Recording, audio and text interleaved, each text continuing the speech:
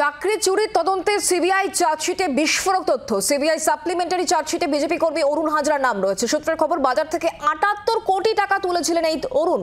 এর মধ্যে প্রাথমিকে নিয়োগের নামে ১১.৫ কোটি টাকা তুলেছিলেন এই ব্যক্তি, এমনটাই সূত্র মারফত খবর পাওয়া যাচ্ছে। ৪ জন সাব এজেন্টের মাধ্যমে টাকা তোলা হয় বলেই অভিযোগ, যার নাম রয়েছে সিবিআই এর সাপ্লিমেন্টারি চার্জশিটে। সূত্রের খবর, বাজার থেকে ৭৮ কোটি টাকা তুলেছিলেন এই ব্যক্তি অরুণ হাজরা। প্রাথমিকে নিয়োগের নামে ১১.৫ কোটি টাকা তুলেছিলেন তিনি, এমনটাই সূত্র মারফত খবর পাওয়া যাচ্ছে। এবং ৪ জন সাব এজেন্টের মাধ্যমে এই টাকা তোলেন তিনি, এমনই অভিযোগ।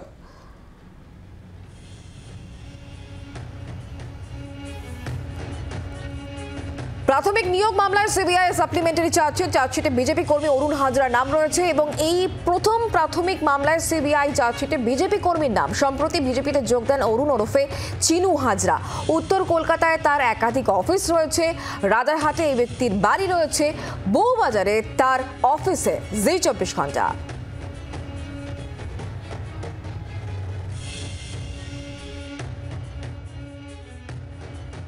প্রাথমিক নিয়োগ দুর্নীতি মামলায় এবার সিবিআই চার্জশিটে আরেকজন নতুন একের নাম যুক্ত হলো।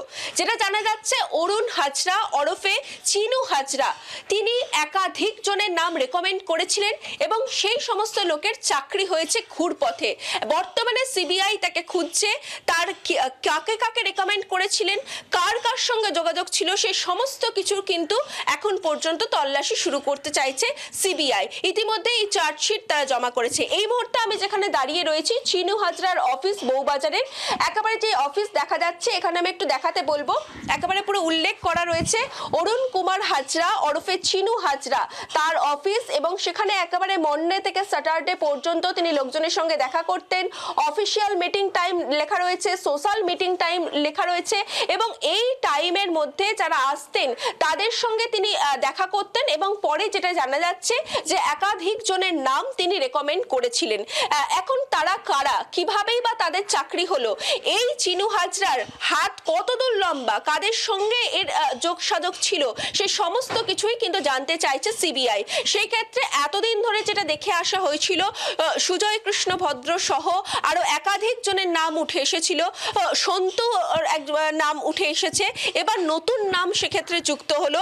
এখন কে এই চিনু হাজরা? যদিও তার রাজনৈতিক পরিচয় প্রাথমিকভাবে জানা যাচ্ছে তিনি বিজেপি কর্মী ছিলেন, এছাড়া তিনি কার কার সঙ্গে কাজ করেছেন এই সমস্ত কিছুর খোঁজ কিন্তু সিবিআই করছে। সেই জায়গা থেকে যেটা সিবিআই চার্জশিট জমা দিয়েছে, সূত্র মারফত যেটা জানা যাচ্ছে, প্রায় কয়েকশো জনের চাকরি হয়েছে তার রেকমেন্ডে। এই কয়েকশো জন তারা কারা, কিভাবেই বা তার কাছে পৌঁছলো, এই সমস্ত কিছু জানার চেষ্টা চালাচ্ছে সিবিআই। ক্যামেরায় দেবাশিস চন্দ্রের সঙ্গে রক্তিমা দাস, জি ২৪ ঘন্টা, কলকাতা। গোটা ঘটনা নিয়ে ইতিমধ্যে রাজনৈতিক চাপানোতর তুঙ্গে তৃণমূল কংগ্রেসের রাজ্য সাধারণ সম্পাদক কুণাল ঘোষের বক্তব্য শোনাবো। তৃণমূলকে টার্গেট করার জন্য, তৃণমূলের মেলাইন করার জন্য অতিমাত্রায় সক্রিয় হয়ে একটা রাজনৈতিক বাতাবরণ তৈরি করার জন্য একসময় করা হয়েছে। আমরা বারবার বলেছি, এতে তো সিবিআই এর নিরপেক্ষতা নিয়ে প্রশ্ন উঠছে, কেন্দ্রীয় বাহিনীর, কেন্দ্রীয় এজেন্সির। এখন হঠাৎ একজন বিজেপির নেতার নাম দিয়েছে। একের পর এক তৃণমূল করতে গিয়ে তাদের হয়তো কোথাও মনে হয়েছে একটু ব্যালেন্স করি। রাজ্য বিজেপি মুখপাত্র শ্রমিক ভট্টাচার্য, তার বক্তব্য শুনুন।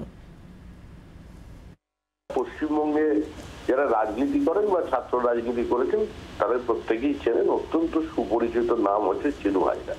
কিছুদিন আগে আমাদের দলে যোগদান করেছিলেন এবং লোকসভা নির্বাচনে চিনু হাজরা আমাদের দলের প্রার্থীদের প্রচারও করেছিলেন, এটা সঠিক।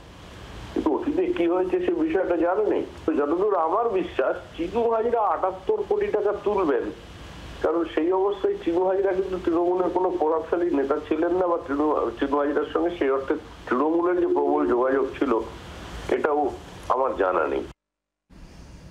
সিপিআইএম নেতা বিকাশ রঞ্জন ভট্টাচার্য তিনি কি বলেছেন শোনাবো। তৃণমূল থেকে তিনি বিজেপি হয়েছেন এই দুর্নীতি থেকে মুক্ত হওয়ার বাসনা নিয়ে, কেন বিজেপি তো হচ্ছে চলতি কথায় ওয়াশিং মেশিন। সুতরাং এই সমস্ত দুর্নীতি, গোটা ভারতবর্ষ জুড়ে দুর্নীতির নায়ক হচ্ছে বিজেপি এবং পশ্চিমবঙ্গে তার দ্বিতীয় সঙ্গী হচ্ছে তৃণমূল। তৃণমূল বিজেপি মানেই দুর্নীতি হবে, এটা আর নিশ্চিত আর কি আছে। বরং আরো অনেক তথ্য আসা উচিত। সেটা তদন্তকারী সংস্থাটা কখন আনবে আমরা জানি না, তা ধীরে ধীরে এগোচ্ছেন। সেখানেও হয়তো তাদের পিক অ্যান্ড চুজ আছে কিনা আমি বলতে পারবো না। বাংলার আওয়াজ, বাঙালির আবেগ, জি 24 ঘন্টা।